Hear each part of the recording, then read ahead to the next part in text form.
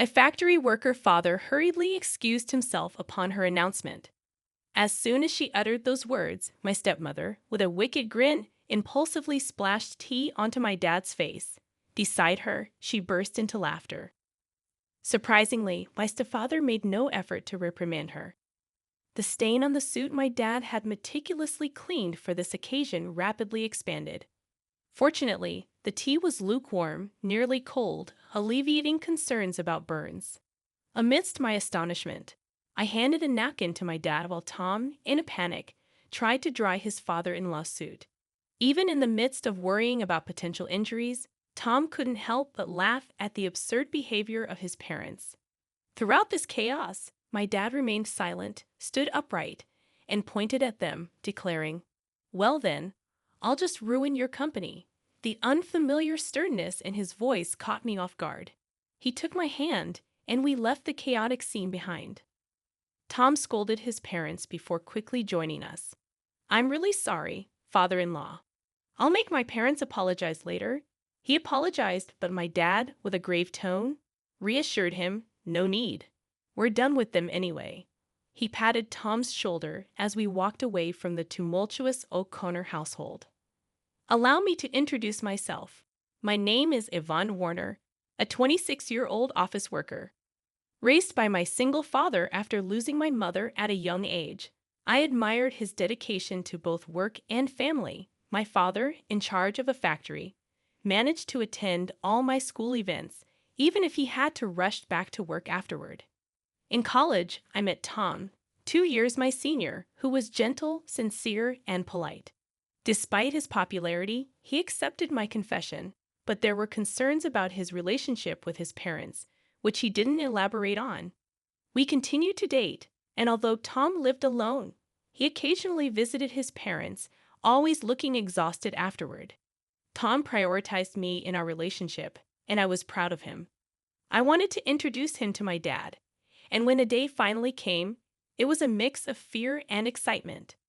Surprisingly, my dad and Tom got along well, and I felt relieved to see the two important men in my life getting along. Yet Tom's odd excitement after the meeting left me puzzled, and he evaded any further questions about it. As Tom and I had seemingly hit it off with my dad, I couldn't shake off a growing worry that perhaps Tom's feelings were not as positive as he claimed. This anxiety lingered, leading Tom to request an important conversation a few days later. Nervously anticipating the discussion about our recent encounter with my dad, I met Tom at the agreed-upon cafe. Upon reaching the cafe, I noticed Tom already seated, his face wearing a gloomy expression visible through the glass. Suppressing my own anxiety, I approached him with a cheerful greeting. "Tom, sorry, did you wait long?" I softly spoke as I reached him. Startled by my touch on his shoulder, Tom exclaimed, "Well, Yvonne, you scared me." After a deep breath, he continued, "I'm sorry. I didn't mean to startle you. Please, have a seat." Sitting across from Tom, I ordered from the waiter, my concern mounting as Tom's downcast expression persisted. Hoping to encourage him to share his thoughts, I spoke up, "Hey, Tom, what's bothering you so much? Is there something wrong with my dad?" Tom, taken aback by the direct question, denied any issue with my dad, stating, "Absolutely not. I respect your dad. It's just that my. He trailed off, avoiding eye contact. Sensing the need to delve deeper, I sighed and pressed him. "If you're worried about something, I want to know what's on your mind." Tom took a deep breath, as if preparing himself, and began to disclose a shocking revelation. According to him, his parents were judgmental and lacked class, constantly interfering in his life. When he introduced a girlfriend, his parents would criticize her on the spot, leading to tearful breakups. Tom desired to marry me but was troubled by the prospect of involving his parents in our marriage. Assuring him that we didn't have to include them in our union, I suggested enduring their presence during the wedding formalities. Reminding him that my dad liked him, I thought the matter was settled, but Tom had more to share. He revealed that when he met my dad, he was surprised by the stark contrast to his own parents. Expressing a desire to become the son of such a great man, Tom shared his dilemma about marriage. While he was pleased that my dad liked him, he couldn't decide whether his parents should also become his in-laws. Tom brightened momentarily but sighed deeply afterward. In a moment of realization, Tom looked up and apologized. He proposed a unique solution. When we meet his parents for our marriage, could my dad come along? Tom hoped that the presence of someone so respectable might eventually influence his parents positively. I agreed to discuss it with my dad, but I couldn't help expressing my wish that Tom had approached the conversation differently. Understanding his misstep, Tom quickly apologized and then, with newfound determination, formally proposed marriage to me. Swiftly deciding to discuss the matter with my father, who was initially hesitant, I approached him with Tom when he formally asked for my hand in marriage.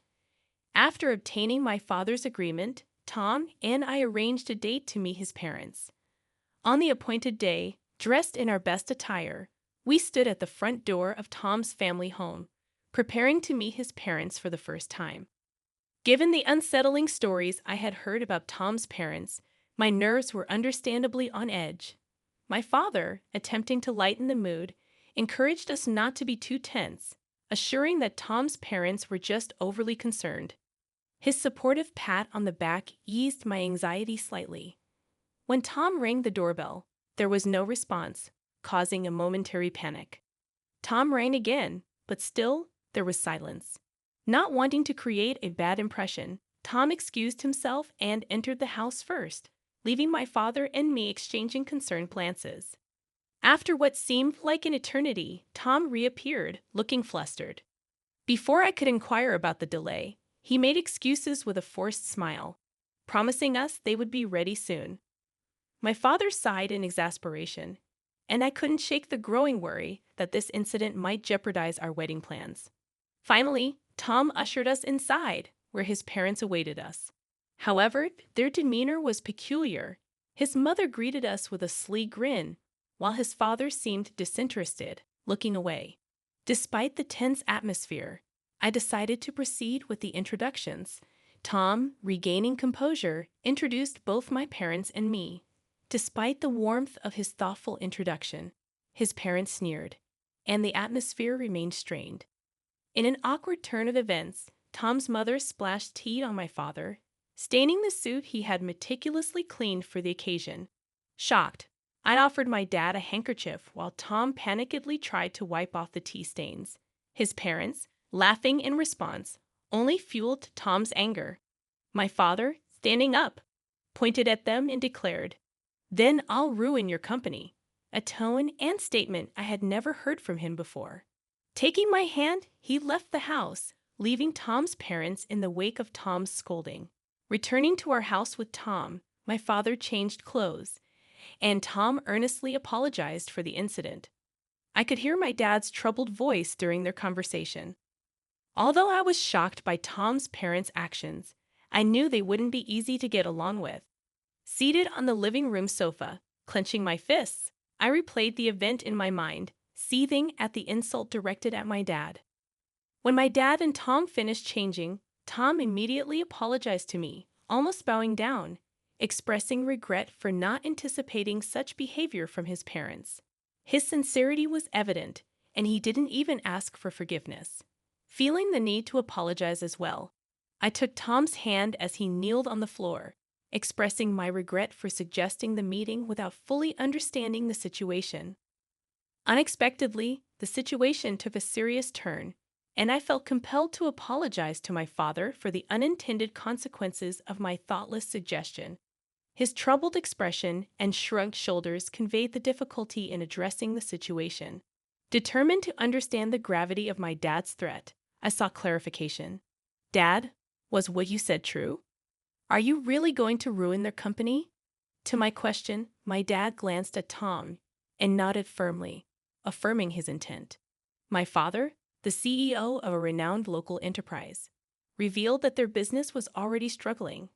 As the factory manager and CEO, he had started as a worker in the very factory, sacrificing his dream of becoming a painter to raise me alone after my mother's passing.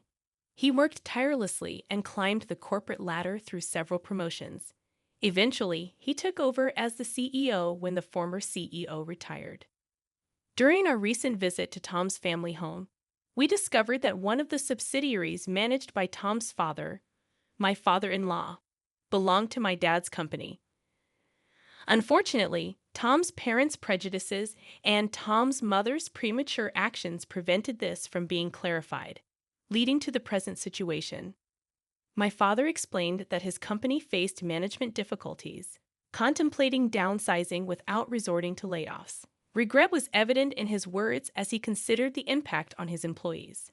After Tom's serious conversation with my father, he proposed closing down the subsidiary where Tom's parents worked. Concerned about the consequences for Tom's parents, my father questioned if Tom was okay with it. Tom, resolute and having cut ties with his parents, expressed a desire for them to reflect on their actions. Despite the difficulty, he requested permission to get engaged with me. Moved by Tom's earnestness, I also pleaded with my father to allow our engagement. My father, crossing his arms, pondered Tom's words. Despite the recent incident, he eventually gave his approval, setting a condition related to Tom's parents being company executives. My father demanded to know Tom's plan for the employees and made it clear that our marriage would be off if Tom couldn't handle this responsibly.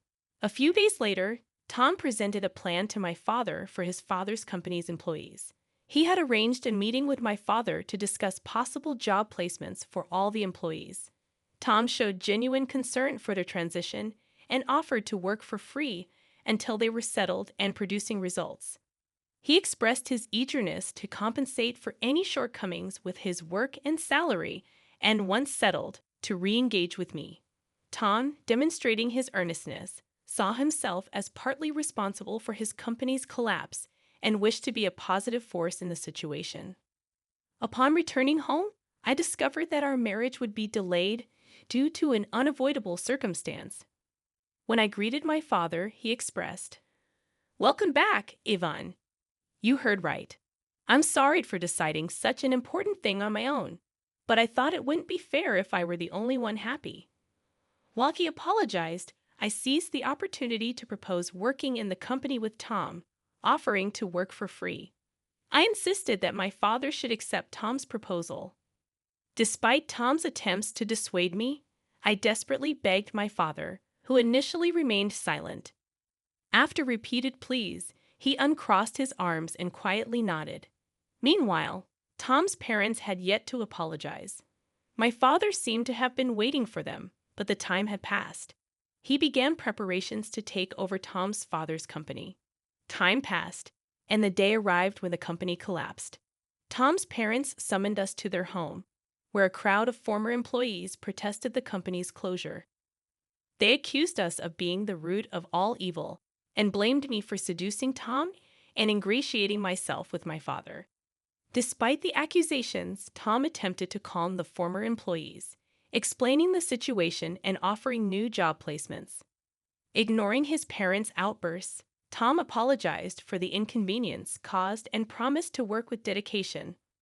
The former employees, reassured by Tom's efforts, began leaving, relieved and grateful. As they departed, my father promised to inform them of the details later. In the aftermath, Tom's parents continued to fuss about their predicament. Tom sighed in exasperation at their blame shifting, expressing concern about losing their house used as collateral. Despite their pleas, Tom's parents were met with indifference as the former employees had already heard the truth from Tom and disregarded the parents' desperate appeals. My father also ignored their words, and the former employees left relieved, leaving Tom's parents to confront the consequences of their actions. "I don't care what you think. You got what you deserved, so it can't be helped. Why don't you learn a little remorse?" My father reprimanded Tom's parents, who seemed oblivious to our scolding. Unable to bear their persistence any longer, I finally lost my patience. "Haven't you just caused trouble for Tom all this time, boasting about being business owners and only caring about titles? Isn't that why this happened?"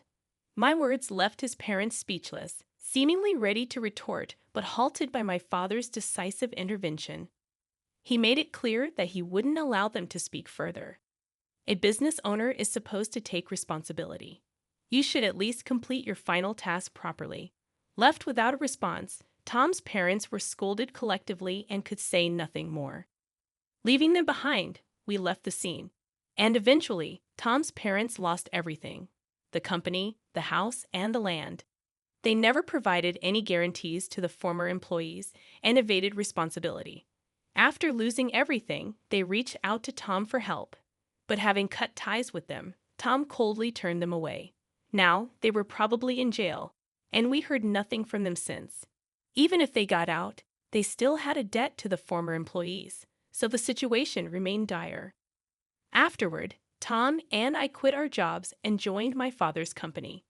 Living off our savings in the first month, we worked for free as promised. One day, we encountered a former employee of Tom's parents' company at work. Eager to shake our hands at the new workplace, the employee expressed their gratitude to my father for giving them a chance. Thanks to Tom for arranging the job, and also conveyed many thanks to me. Despite not remembering the specific incident, I had apparently helped that person carry materials. After expressing immense gratitude, the former employee left, expressing a desire to keep working hard. Feeling somewhat redeemed by his words, we hurried to my father's office, where he warmly welcomed us. Handing us several thick envelopes, he explained, "It's your salaries for the past months." It ended up being multiple envelopes because it couldn't all fit into one. We were stunned, unable to swallow the situation, but my father continued, "Your hard work revitalized the team. They constantly expressed their gratitude and concern for you. I couldn't possibly leave such excellent employees unpaid, and our performance has improved significantly. Thank you truly." Hearing this, we hugged each other and cried, moved by the concern shown for us. My father then added something even more wonderful. "Tom, I'm impressed with your leadership. If you're okay with my daughter, would you marry her?" Overjoyed, Tom replied tearfully, bowing to me and my father. I hugged Tom, crying alongside him. And so we got married. Continuing to work at my father's company, we lived happily every day, gradually becoming more adept at our jobs and contributing more effectively. Our time at the company was approaching a pause as I was about to take maternity leave. My father, Tom, our colleagues, and I were all looking forward to the arrival of our child.